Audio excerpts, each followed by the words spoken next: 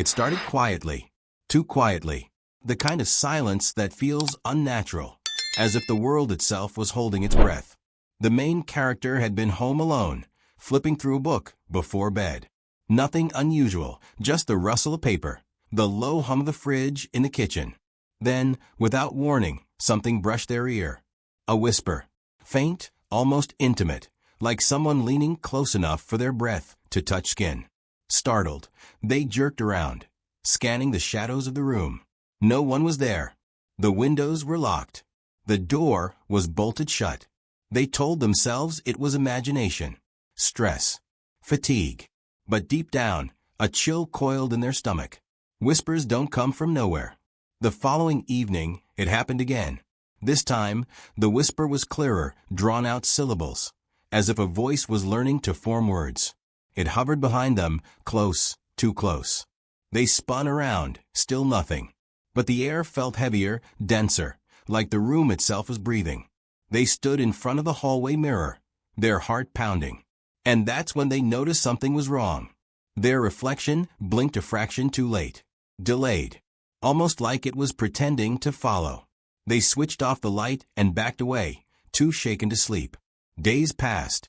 The whisper followed. It was no longer limited to the apartment. At the grocery store, while reaching for a carton of milk, they froze when a sharp hiss pierced their ear. Don't turn around. Their blood ran cold. Shoppers passed by as if nothing had happened, oblivious, but several glanced uneasily at them, as if sensing something clinging too close. Later, while waiting for the bus, the whisper returned, different this time. A child's voice giggling, right behind you. They snapped their head around, but the sidewalk was empty. Only shadows stretched long across the street, pointing directly toward them. Paranoia grew. They set up a camera in their bedroom, desperate for proof. All night it recorded. When they checked the footage the next morning, their hands trembled. At first, the video seemed normal, just them sleeping, shifting slightly under the blanket. But then, around 3:17 a.m., whispers bled into the audio. Not one voice, but dozens, layering overlapping, speaking in a language that was almost words, but never fully. And, in the corner of the frame, their sleeping body slowly sat upright, eyes closed, mouth moving, as the voices hissed in unison, behind you. They shut the laptop and pushed it away, breath shallow. They couldn't finish the recording. It got worse, much worse. The whispers no longer hid. They followed in hallways, crept under doors, slipped between cracks in the walls. Sometimes the voice was low and male, other times high-pitched and raspy. Sometimes it was their own voice, echoing back words they'd spoken moments earlier, like a warped playback. In the shower, steam pressed against the curtain, and the whisper slithered from behind it. We see you. They tore the curtain aside, trembling, only to find nothing but mist curling into the ceiling vent. That night, as they tried to sleep, the mattress dipped beside them, though no one was there. They couldn't take it anymore. They fled to a friend's house, carrying only a backpack. Their friend laughed off the story at first, saying it was sleep paralysis, stress, imagination. That night, as they lay on the couch in the guest room, staring at the ceiling, the whisper returned. Gentle at first, teasing. Then sharp right against their ear, you can't run. They bolted upright.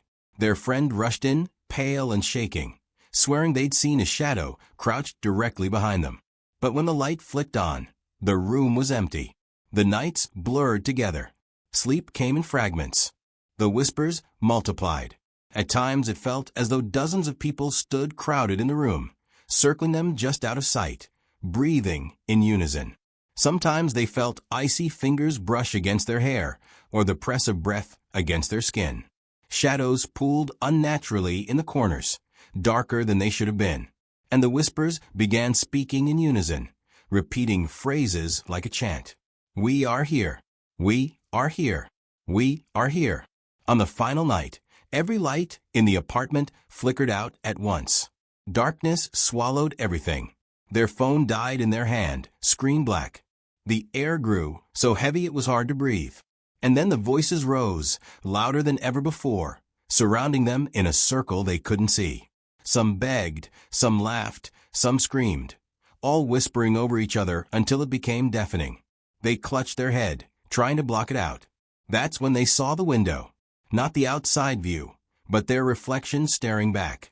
It was standing directly behind them, grinning wide, eyes hollow. Its lips moved in time with the whispers. Slowly, deliberately, it raised a hand and pointed straight at them. They fainted. By morning, the apartment was silent. The bed was empty, the sheets still warm. No one could find them. Friends reported them missing, but their belongings were untouched. Only one thing remained out of place. In the darkened window, a figure stood faintly visible, smiling, mouthing the same words over and over. "We are here." And if you leaned close enough, if you stayed long enough, you swore you could hear it too, the whisper, right behind you.